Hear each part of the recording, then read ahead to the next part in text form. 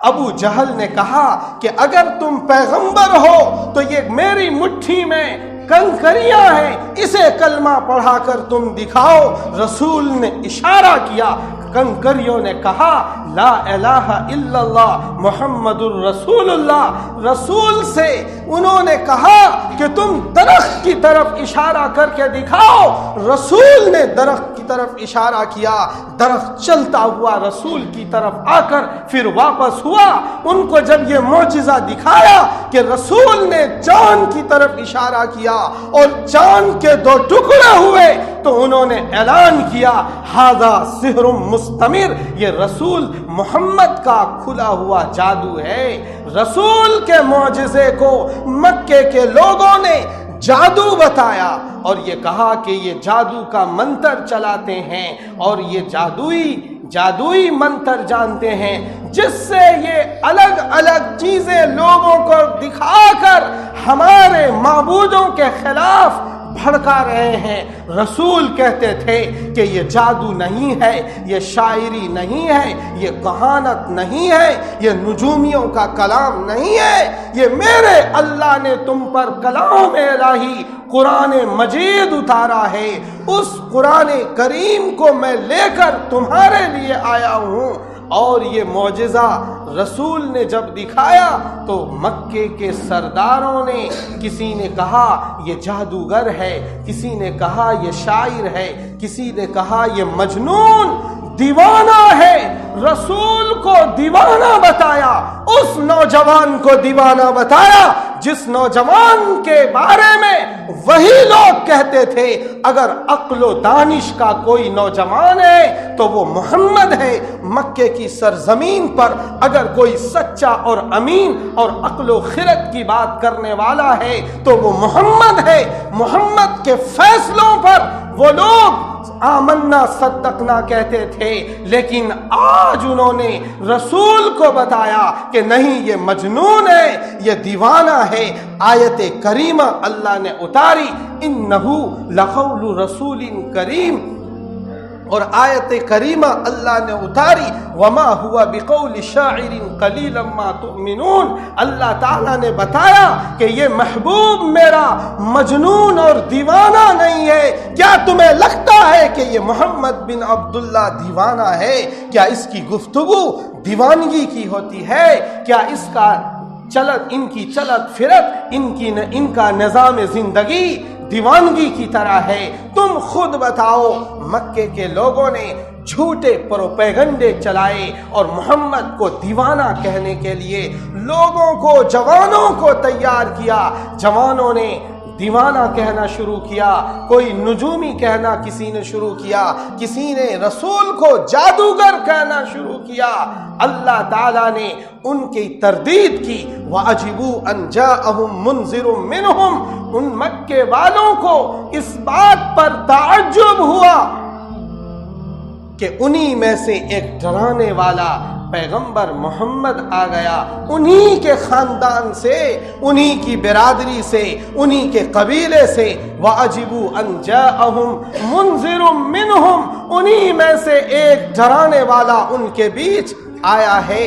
اس پر ان کو تعجب ہوتا تھا کہ رسول اس طرح کیسے ہماری برادری میں بشر، انسان کیسے رسول ہو سکتا ہے؟ ان کا ماننا تھا کہ رسول تو کوئی فرشتہ ہونا چاہیے، بشر یہ تو ہماری طرح کھاتا پیتا ہے، یہ ہماری طرح بازاروں میں جاتا ہے، یہ ہماری طرح لوگوں سے باتیں کرتا ہے، یہ ہماری طرح گلیوں میں چلتا ہے، یہ ہماری طرح کھانا کھاتا ہے، پھر یہ رسول کیسے؟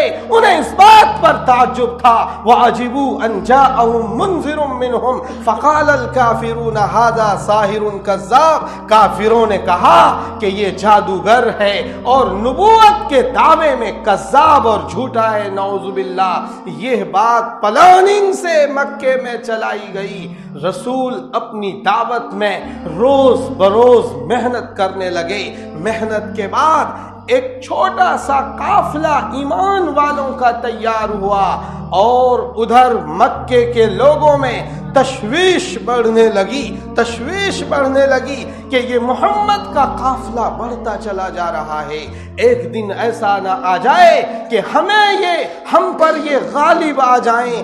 چنانچہ مکے کے لوگوں میں طرح طرح کی رسول کے خلاف پلاننگ شروع ہو گئی۔ کبھی رسول کو مارنے کے لیے پلاننگ کی جاتی تھی، کبھی رسول کو تکلیفیں دی جاتی تھیں، کبھی رسول کو لالچ دیا جاتا تھا کہ رسول اگر تمہیں دولت چاہیے تو ہم دولت اکٹھی کرتے ہیں، تمہیں دولت دیتے ہیں، اگر تمہیں سرداری چاہیے تو ہم تمہیں اپنا سردار بنا لیتے ہیں، اگر تمہیں حسین ترین عورت چاہیے تو عرب کی حسیناؤں کا بازار لگا دیں گے اور تم جس حسینہ کو چاہے چن لینا۔